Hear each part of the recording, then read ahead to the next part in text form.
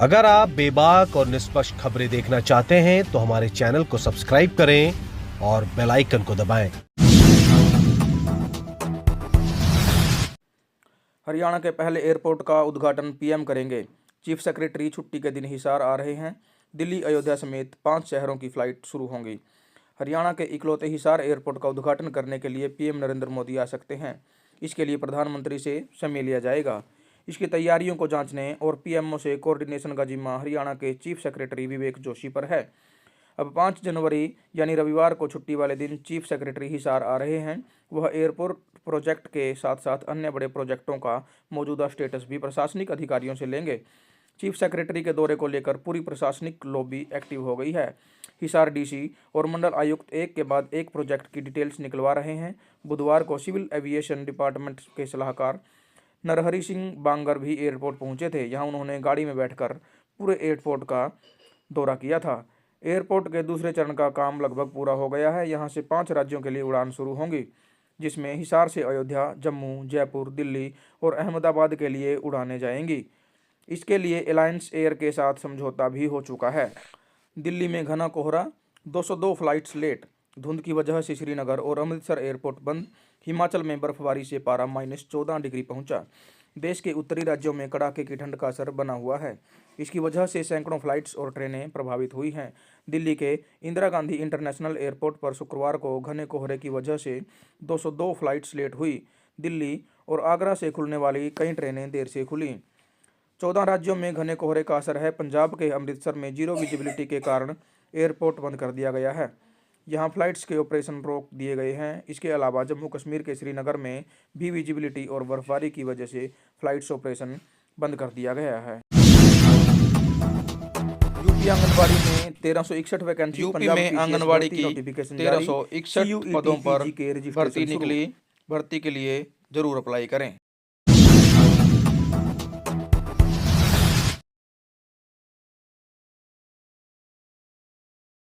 37 साल तक के ग्रेजुएट कैंडिडेट्स इन पदों के लिए 31 जनवरी तक अप्लाई कर सकते हैं।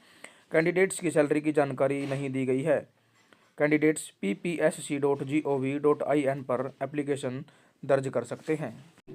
वहीं यूपी में आंगनबाड़ी कार्यकर्ताओं के 1361 पदों पर भर्ती निकली है। 18 से 35 साल तक के 12वीं पास उम्मीदवार इस पदों के लिए अप्लाई कर सकते हैं। लास्ट डेट जिलों के अनुसार अलग अलग है। सेलेक्टेड कैंडिडेट्स को 20,000 रुपये मासिक तक की सैलरी मिलेगी। कैंडिडेट्स बाल विकास UP.gov.in पर एप्लीकेशन दर्ज कर सकते हैं। सिडनी टेस्ट के पहले दिन भारत 185 पर ऑल आउट। स्टंप्स तक ऑस्ट्रेलिया का स्कोर 9 पर 1। पंत ने सबसे ज़्यादा 40 रन बनाए। भारतीय टीम ऑस्ट्रेलिया के खिलाफ बॉर्डर गावस्कर ट्रॉफी के 5वें टेस्ट की पहली पारी में 185 रन पर ऑल आउट हो गई है। शुक्रवार को स्टंप्स तक ऑस्ट्रेलिया का स्कोर 9-1 है। उस्मान ख्वाजा 2 रन बनाकर आउट हुए। सैम कॉन्स्टेंट पहले दिन का खेल समाप्त होने के बाद 7 रन पर नाबाद लौटे हैं। स्टंप्स से ठीक पहले जसप्रीत बुमराह की युवा ओपनर सैम कॉन्स्टेंट से बहस हो गई। इस बहस के तुरंत बाद बुमराह ने उस्मान ख्वाजा को पवेलियन की राह दिखाई। ख्वाजा के आउट होने ही अंपायर ने दिन का खेल समाप्त कर दिया।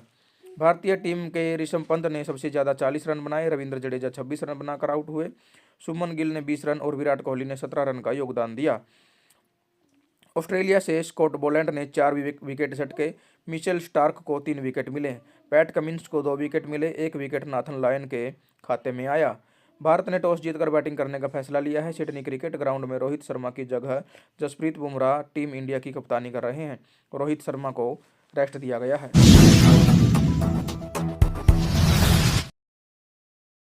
इजराइल की सीरिया में सर्जिकल स्ट्राइक।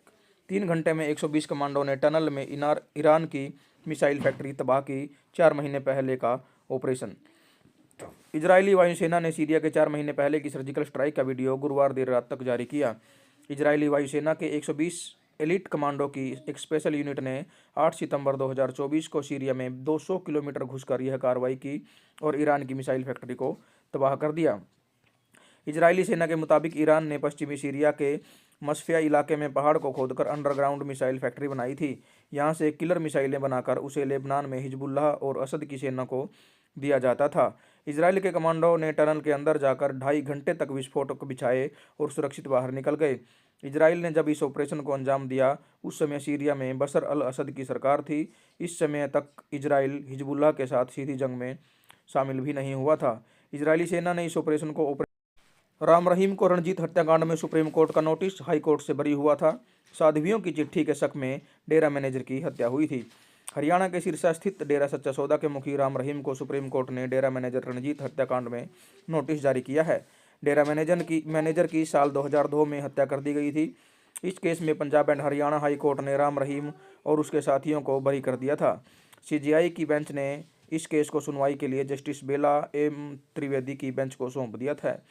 रणजीत की हत्या 23 साल पहले हुई थी। मामले में 19 साल बाद राम रहीम और उसके साथियों को पंचकुला स्थित सीबीआई की स्पेशल कोर्ट में सजा सुनाई थी। इसके खिलाफ वह Punjab and Haryana high court गया, जहां से 3 साल बाद वह बरी हो गया। दरअसल 2002 में तत्कालीन प्रधानमंत्री अटल बिहारी वाजपेयी को एक चिट्ठी भेजी गई थी। इसमें डेरे में साध्वियों के यौन शोषण के आरोप लगाए गए थे।